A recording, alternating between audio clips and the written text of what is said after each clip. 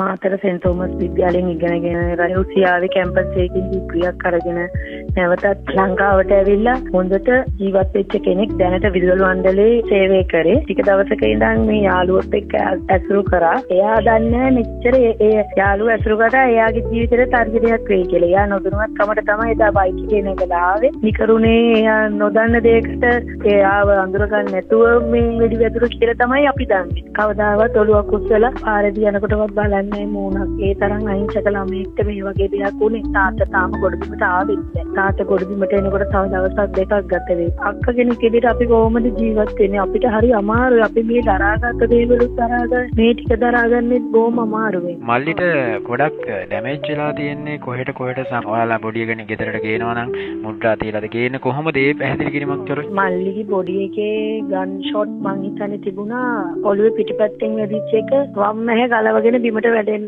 කන් දෙකේ කන් දෙකේ ලස්සන කරාපු දෙකක් තිබුණා. කරාපුවත් කඩාගෙනම ඇහත් ගලවම් බිමට වැටෙන තරමට ෂොට් එකක් වැදිලා තිබුණා. ඒකෙන් තමයි එයා නැති වෙන්නේ නැත්තේ. ඊට පස්සේ ඇඟේ තිබුණා වෙඩි උණ්ඩ මං හිතන්නේ 17ක් 18ක් වගේ. කුර බාහුව කැඩිලා තිබුණා. මැණික් කටුව ගාවින් කැඩිලා තිබුණා. බ්‍රේස්ලට් එකත් එක්ක ගන් ෂොට් එකක් වැදිලා තිබුණා. ඉනට එකක් වැදිලා තිබුණා. දැන් තමන්ගේ මල්ලිනේ කුසෙයි තම මල්ලි කවුරුත් කැමති නෑ මුද්‍රා තියලා හරි ගෙදරට තමන්ගේ බොඩිය ගේන්න.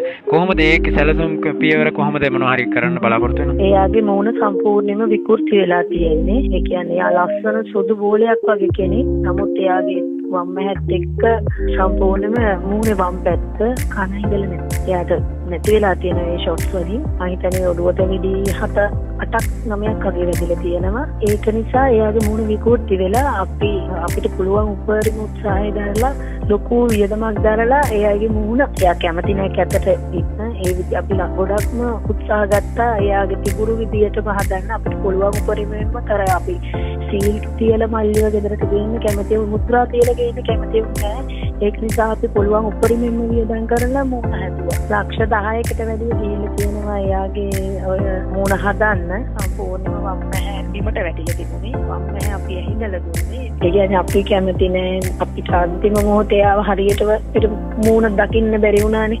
එංගෙත්තට ගෙනාම මුද්‍රා තියලා ගෙනාම අපි කොහොමද අපි දරා